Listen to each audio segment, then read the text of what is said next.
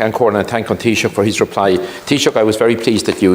accepted my invitation to address the Irish Parliamentary Assembly, and your attendance both on Sunday evening and Monday morning was much appreciated by all the participants from all the different legislatures. As you said, the focus of our particular plenary was on tourism, and again we were dealing with the opportunities that there are for further development of our tourism product on an all-Ireland basis and across these islands. And I was very glad that with a specific presentation from the cross-border UNESCO Global Geopark, which is based on the Kilka Mountains and on the Cavan-Fermanagh border. It was the first UNESCO Global Geopark, cross-border geopark in the world, and it has been a resounding success, and indeed additional government investment is going into that particular area, which would be hugely beneficial for the south of Ulster and indeed the general northwest region of our country. And again,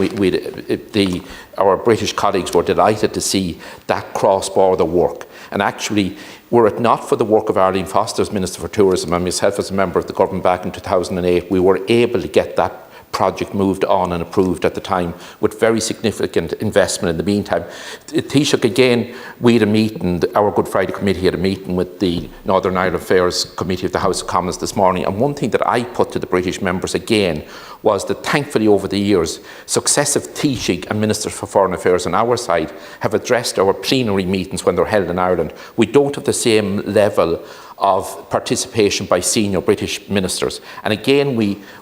along with colleagues this morning, we emphasised the need for the Prime Minister in Britain and senior ministers to participate in the British-Irish Intergovernmental Conference and also in the British-Irish Council. And I think our governments, successive governments, have participated very willingly in all those discussions. Again, the funding that has been made available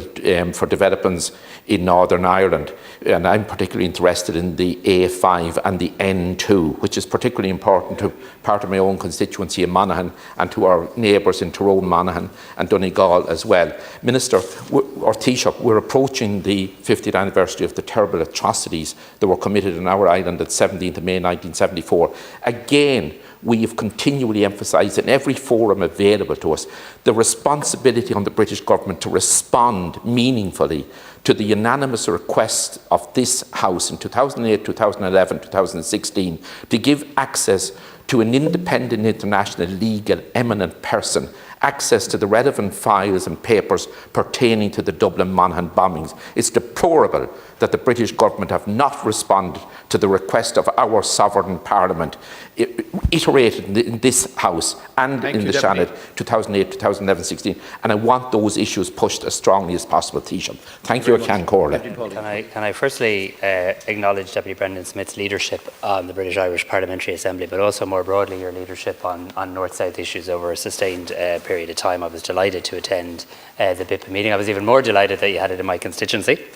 And you couldn't have known I was going to be Taoiseach at that time, so it just worked out very well for everybody. But it was really great to be there and to see the deep bonds of friendship, because I think, as all of us know in this house, the best way you actually embed peace is through interpersonal relationships, and the role you've played, Deputy Smith, in relation to that should be commended, and the cross-border projects that you referenced, that you worked with Arlene Foster and others on as well. I'm pleased that the Northern Ireland Affairs Committee in the House of Commons are here, and I take that point about the importance of senior British engagement at BIPA plenary sessions, and I'll certainly engage with counterparts in the UK in the appropriate way on that. Very pleased that the shared island funding is making a real impact in relation to the A5, conscious that only last week we saw another very sad loss of life on that road, and I know there's a process which I don't want to cut across going on in the north that they need to follow and Minister O'Dowd needs to follow, but for our part I think the very substantial funding we've provided will make a difference. I take the points you make seriously in relation to the 50th anniversary of Dublin Monaghan bombings, and I'm happy to continue to engage with you and appropriately with the British government in relation to that.